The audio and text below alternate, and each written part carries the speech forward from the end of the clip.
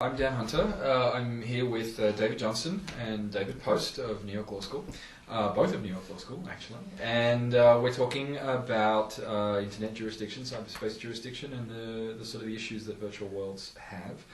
Earlier today, they had a knockout debate with a number of bad guys, with Tim Wu, Joel Reidenberg, and Victor Meyer-Schoenberger, about this particular question, and I wanted to ask them, do you think that we've moved on, at all in the last 10 years in this question? I mean, we've progressed a great deal in the technology, and have we progressed very much in the law?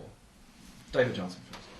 Well, I think the legal question we were debating about whether virtual worlds should be allowed to develop their own governance systems has progressed quite a bit, in part because the new three-dimensional technology creates an even clearer boundary around the worlds, and secondly, because many of them are now developing self-regulatory mechanisms that pose the question, should they be deferred to, and what form should they take? So I think the debate is richer now than it was 10 years ago.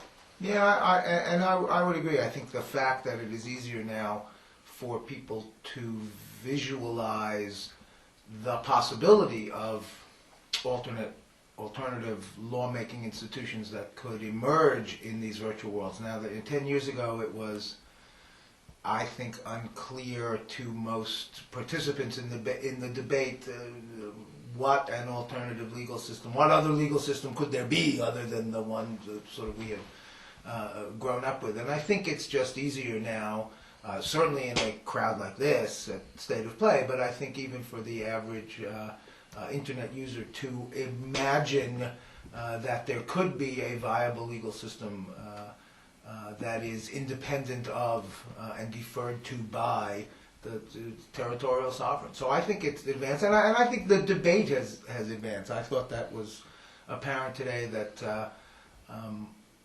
there was more precision in the positions taken on the two sides. We're able now to articulate, I think, on both sides, and for us and for the bad guys.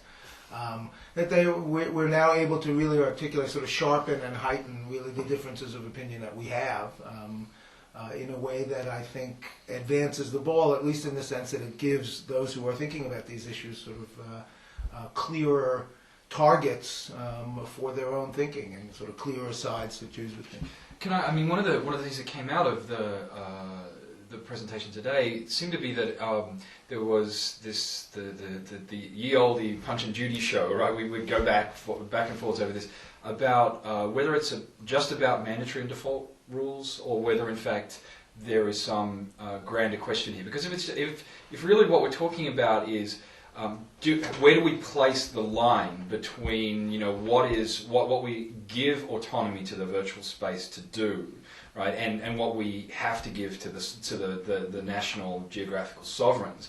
Then that's just a hair-splitting exercise, right? I mean, okay, we agree that child pornography should be regulated there. We don't agree that the sort of the form in which your elections take place internally should be regulated by the geographical sovereigns. Right. So is it just in the end? Is it going to come down to, or do you think that it's just about where we place that line, or there is some grander question that's in issue here? Well, I thought there was a new interesting fault line that developed in response in part to work that Joel Reidenberg has done about the nature of force and the difference between the kinds of force that might be deployed in relation to rules made online.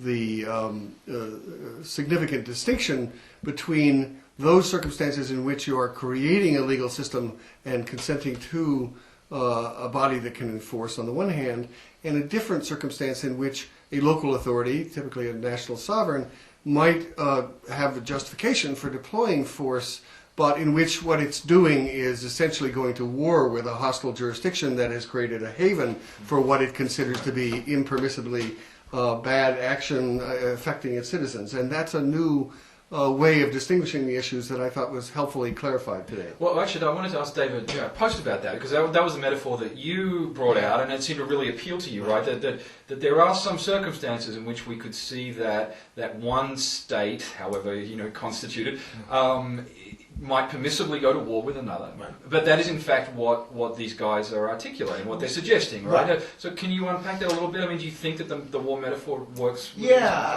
I actually do, and I thought it resonated pretty well with most of the people in the discussion, that granting some kind of legal status to these virtual worlds, does not mean that they can do whatever they want anymore. As Richard said, I thought it was a very good point in the debate. He said, if the child pornographers all go to Liechtenstein, we're going to invade Liechtenstein. I mean, if they use that as a haven for activity that the civilized world considers impermissible, we will not allow that to continue. And the same would be true for the virtual world. I mean, that granting them that sort of autonomy, in a sense, does not mean it's a world in which anything goes. But on the other hand, that is an act of war. That is outside of, or independent of the question of when does U.S. law apply, or when does Brazilian law or French law apply to a situation. I don't think that is an application of law. That's an application of force and might that is sometimes justified and sometimes not, but is a very different. I think I'm happy to have the debate go in that direction. I think it helps.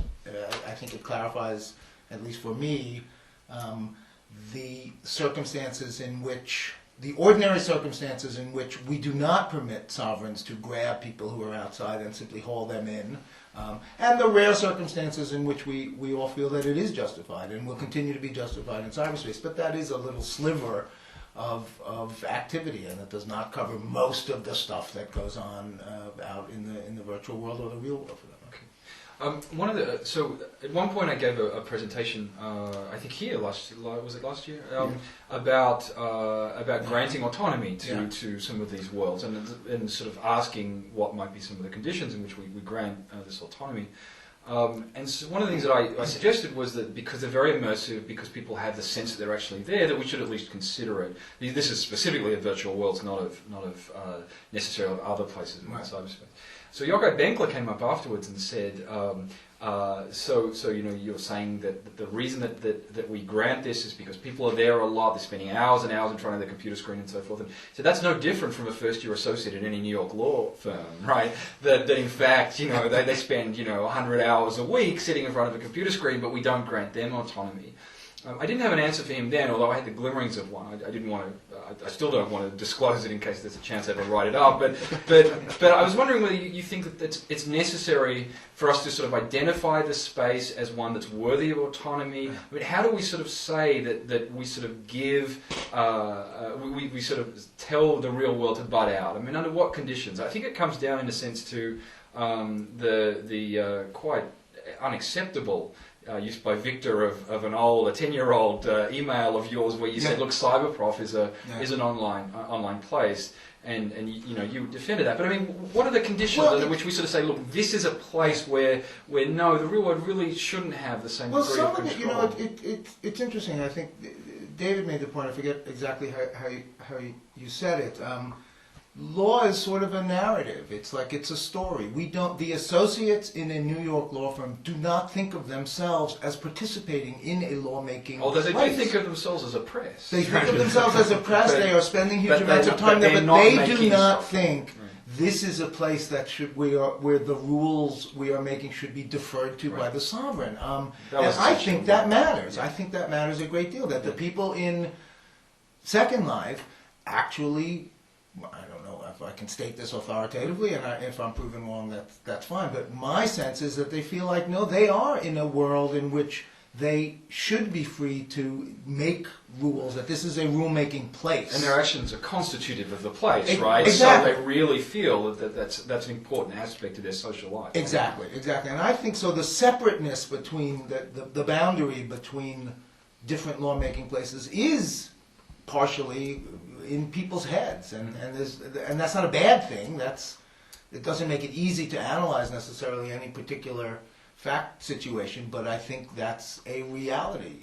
Well, not just in their heads. 10 years ago, we would be talking about the law of AOL, and the rules that apply in that space might be different, and the space might be persistent. So I think there was a point that the rules might diverge from those you'd apply in a normal physical space. But now institutions are arising. Second Life has a first gesture towards creating a superior court. There's a subset of Second Life that is called New Altenburg that has a cooperative that purports to have zoning regulations of those inside it, and so the institutions are beginning to develop in a new way. Okay. I think, well, we could go on like We this could for go hours. on. In fact, we already We have. will. But it just remains for me to thank you both, and it's been a Thank you. great experience, and thank you all for watching.